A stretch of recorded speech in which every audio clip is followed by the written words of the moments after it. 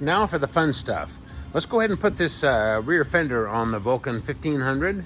It's a pretty simple process. So in your kit, grab this L-shaped bracket with the clamp and your two struts. Now yours will be black. All these parts will be black. The reason I do this just bare metal because you can see them so much better with the camera. If I do black, it's just you just can't see anything. So anyway, don't worry, yours will be black. And then grab your fender, and hopefully you've watched the fender prep ahead of time and prepared the fender by silicone this brace in here. So do that first, and then we'll grab all this stuff and show you how to put it on. The way this L-shaped bracket, it goes underneath the swing arm. So basically this flat part goes under here, and then this arm goes up in here to hold the fender. So you got that. And then you've got the top plate, and it mounts in this way. It goes with the nuts up, and then the square notch that's in that top plate, that goes into the square cutout that's in the bracket, L-shaped bracket. So it goes like that.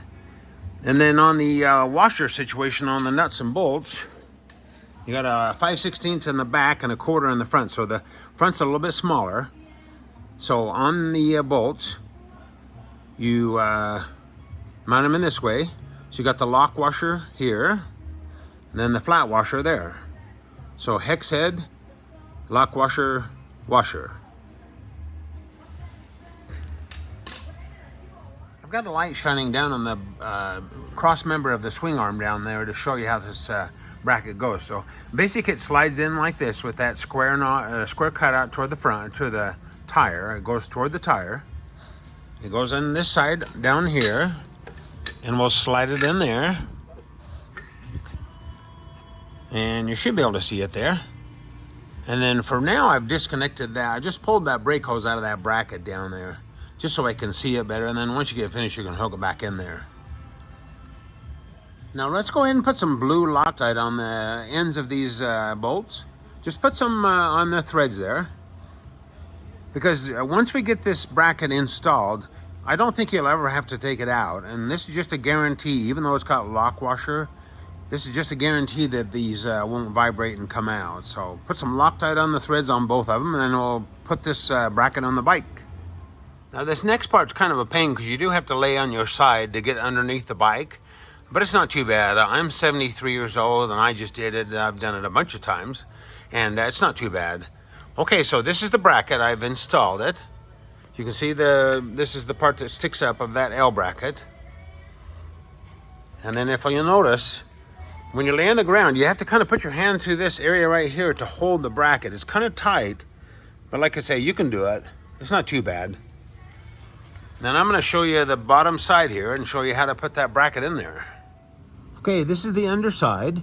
Now what I did is I reached my hand up through that area I told you, and then I put the big bolt in the front. The bigger one goes in the front. Get that one started first. That's a little easier than the back one.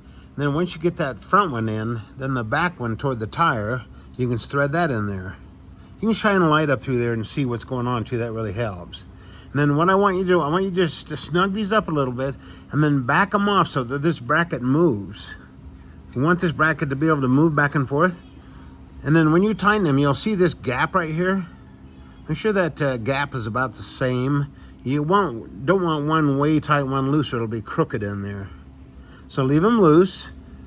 And then we're going to go ahead and put the fender on temporarily so we can tighten these up when the fender's on the bracket. Now you want to go ahead and run your nylon nut down to where it's just enough gap there to slide into that mating part there like that. So do that, and then what we're going to do, we're going to slide that into that slot and move it over to the side. So it's just a little left of center, just slightly left of center, and then we'll snug this up. Now we're going to install our struts on the lower shock bolts. The way we do that is just take this acorn nut off and remove the flat washer and the lock washer. Now we're not going to use the lock washer because there's not enough space on the thread, so we won't use that. So what we'll do in place of that, we'll just put a little bit of blue Loctite on the threads. And then we'll slide the strut over the bolt like that. And then put the washer. And then the acorn nut. And if you'll notice, these are adjustable up and down.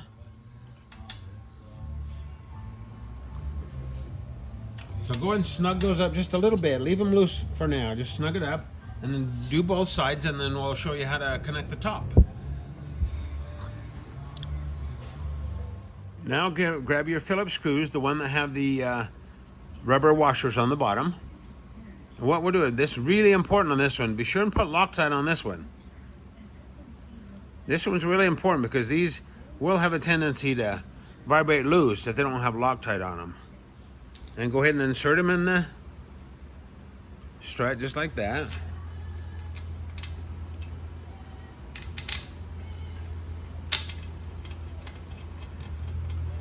Do both sides, keep everything loose.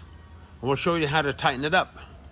Now we're really careful when we bend these struts. That's really important that they're bent exactly the same. That's on our end. And the reason we do that is because once you mount this, hopefully everything will mount up and this fender will be nice and centered on the tire. Now what you can do, I go ahead and push the strut down, the adjustment all the way down, and snug it all up. These screws, the bottom acorn nuts, and then feel in there to see if there's just a little bit of room for your pinky finger to go in there. You want about a 1/4 inch clearance or so in there because the tire will swell up a little bit once you get going. And then also it's kind of nice to have the radius match all the way around here. Now if you have to raise it a little bit, it's fine. Now one thing you can do, if this fender isn't centered on the tire perfectly, you can raise one and lower the other, and that'll kind of shift it around a little bit. And then watch as you're doing it and make sure that your fender is centered up here on the tire, because we haven't tightened that front clamp yet. So make sure all this stuff's centered, looks really nice. Snug these up. Everything looks good. Then we'll go ahead and tighten that clamp down below. Okay, if you'll notice, I've tightened this up just to where the lock washers have kind of flattened out. So what you do, you want to go back and forth, and as you're tightening it, put a screwdriver in here and push forward and pry that bracket as far that way as you can away from the tire. You want as big a gap as you can get there, because you'll notice that we don't have a lot of gap there anyway, so you want to kind of keep that bracket that way as much as you can while you're tightening this up. So what you do, you go back and forth, make sure that this little gap here stays the same, and as you tighten it, the gap should go away, but make sure it's flat on there. A gap here wouldn't be good. You want this thing to be flat against this swing arm bracket. And then once you get them snugged up, just like I say, go back and forth, feel it, because if you go too much, all you're gonna do is bend these plates.